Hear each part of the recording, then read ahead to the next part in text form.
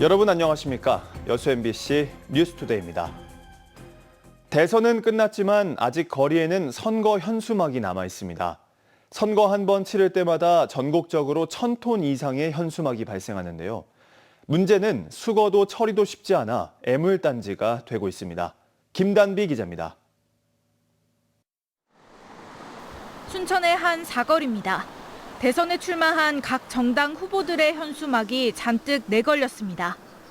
투표를 독려하는 내용의 현수막도 있는데요. 문제는 누가 내건 건지 알 수 없는 현수막도 섞여 있다는 겁니다. 건물 한 벽을 덮을 정도의 대형 현수막부터 지자체와 단체에서 건 현수막까지 종류도 가지각색입니다.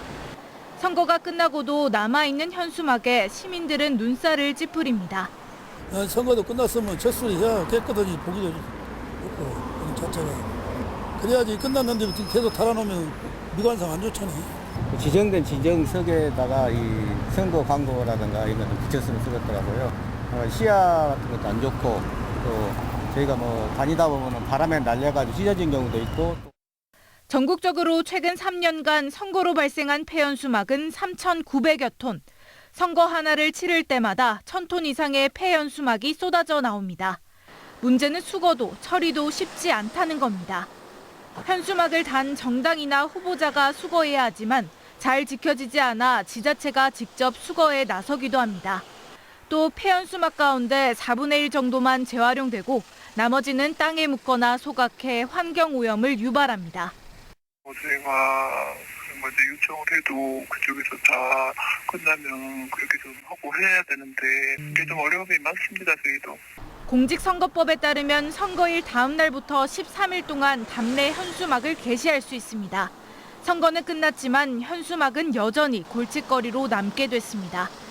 MBC 뉴스 김담희입니다. 제21대 대통령 선거와 관련해 광주 전남에서 한 명이 구속되는 등 80여 명이 경찰 수사를 받게 됐습니다. 광주경찰은 금품 수수, 공무원 선거 관여, 선거 폭력 혐의 등 42명의 선거 사범을 수사하고 있고 전남경찰 역시 허위사실 유포, 선거 벽보 훼손 등의 혐의로 36명을 수사 선상에 올렸습니다. 광주 선관위도 선거운동을 할 수 없는 신분인데도 선거 사무원으로 활동한 통장을 고발 조치했습니다.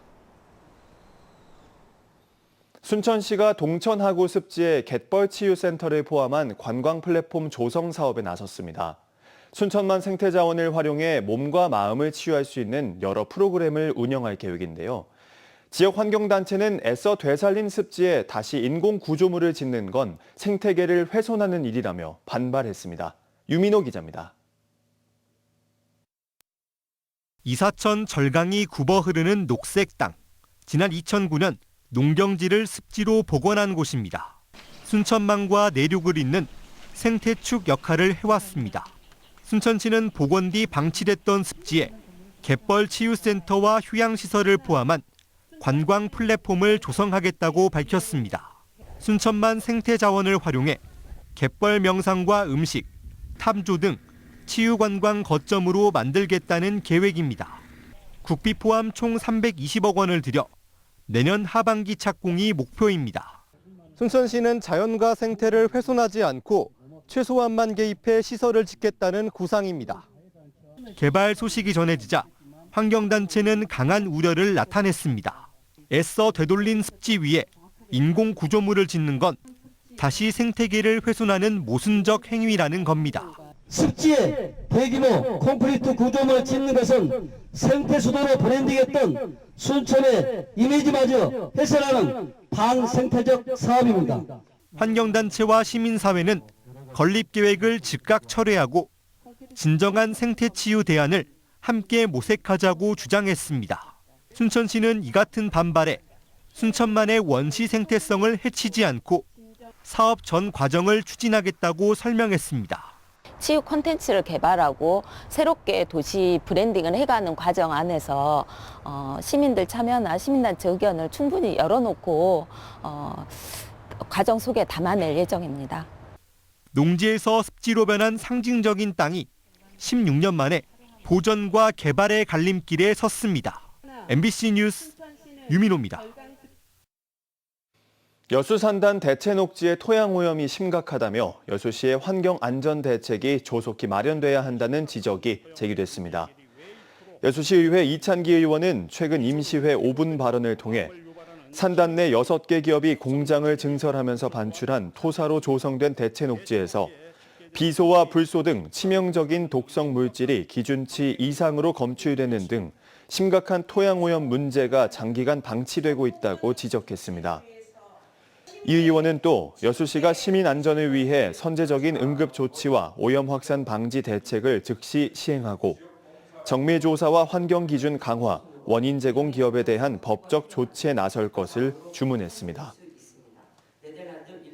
임대 아파트 입주민들의 재산권과 농촌 지역 주민들의 이동권을 보장하기 위해 순천시의 적극적인 역할이 필요하다는 주장이 나왔습니다. 순천시의회 김미연 의원은 어제 본회의 자유 발언을 통해 임대 아파트 분양 전환 과정에서 사업자가 주택도시기금을 상환하지 않아 입주민들이 큰 피해를 입고 있다며 순천시가 법률 상담 등 행정적 지원을 확대하고 사업자에 대한 관리 감독을 강화해 줄 것을 요청했습니다. 또 오행숙 의원은 농촌마을 안길의 도로 환경이 열악해 고령자들이 큰 불편을 겪고 있다며 주민들의 안전과 편의를 위해 마을 안길 현황을 전수조사한 뒤 신속하게 개선해달라고 요구했습니다. 광양시가 시민중심 스마트 도시 구현을 위한 로드맵을 완성했습니다. 시민 체감도와 도시 운영 효율성에 중점을 둬서 시민들의 삶의 질을 한 단계 끌어올릴 수 있는 핵심 사업으로 기대를 모으고 있는데요. 김주희 기자가 보도합니다. 광양시가 오는 2029년까지 지속 가능한 스마트 도시로 새롭게 조성됩니다. 이를 위한 새로운 핵심 계획들도 윤곽을 드러냈습니다. 지난 2023년까지 5년 동안 추진된 제2차 스마트 도시 계획을 한 단계 더 구체화하고 실효성을 높였습니다. 광양시의 스마트 도시는 시민들의 생활, 복지, 데이터, 환경, 교통 등을 핵심 기반으로 하고 있습니다. 도시의 문제, 환경, 교통, 이런 여러 가지 문제들을 갖다 복지 이런 문제들을 IT 기술로 해결을 하는 겁니다. 그래서 이런 시민들의 필요로 하는 어떤 문제들의 불편한 부분들을 IT 기술을 하다 보면은 우리 시민들이 굉장히 편리하게 삶이 바뀔 거라고 생각됩니다. 광양시는 가장 먼저 특수시책과 연동되는 AI를 기반으로 한 스마트 아이키움 플랫폼을 연내 구축해 교육권 보장과 디지털 격차 해소에 나섭니다. 최근 정식 운영을 시작한 마이 광양 앱을 한 단계 더 업그레이드한 AI 기반 민원 챗봇을 확장 도입하고 위치 정보를 고도화해 버스 등 교통정보 신뢰도도 높일 방침입니다. 이 밖에도 주요 전략 과제로 스마트 공원 조성, CCTV, 지능형 관제 등 모두 15개 사업들이 단계적, 전략적으로 추진됩니다. 이번 스마트 도시 기본 계획을 통해서 모바일 앱 광양, AI 스마트 아이큐 플랫폼, 스마트 공유 오피스 등 모두 15개 사업이 9개 부서에서 참여해서 5년 동안 추진될 계획입니다. 시는 이번에 새롭게 완성시킨 스마트 도시 청사진을 국토교통부 사업에도 반영될 수 있도록 추진할 계획입니다. 광양 스마트 도시의 완성을 위해서는 과제도 없지 않습니다.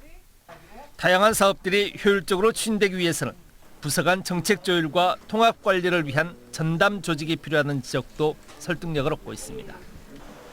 지역민들의 실질적인 삶의 질을 한 단계 끌어올릴 수 있는 핵심 사업이 될 스마트 도시 조성 사업.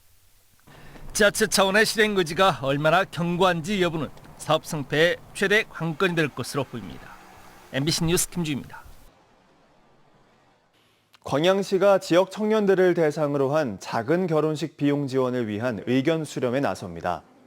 광양시는 경제적인 이유로 결혼을 미루거나 포기하는 지역 청년들이 장소에 제한 없이 작은 결혼식을 진행할 경우 최대 500만 원까지 비용을 지원하는 작은 결혼식 지원 사업의 시범 추진을 위한 의견 수렴에 나섰습니다.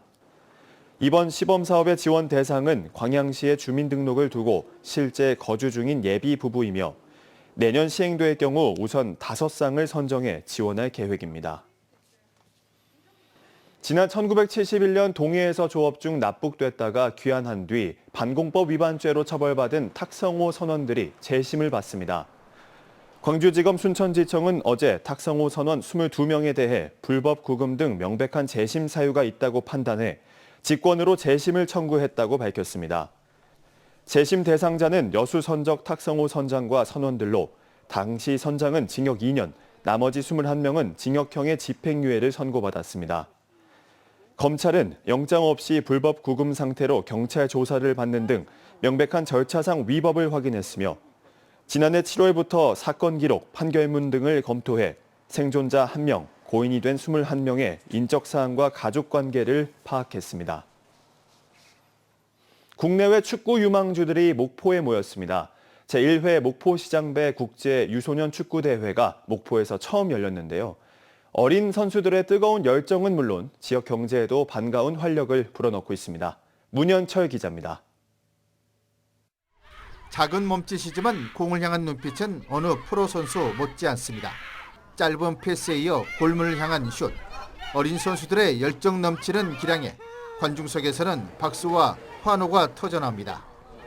제1회 목포시장배 국제 유소년 축구대회가 목포국제축구센터에서 처음 열렸습니다. 이번 대회에는 국내 90개 팀, 중국, 일본, 태국 등 해외 3개국 20개 팀까지 모두 110개 팀이 참가했습니다. 선수단과 함께 목포를 찾은 학부모와 관계자까지 포함하면 참가 인원은 4,700여 명에 이릅니다.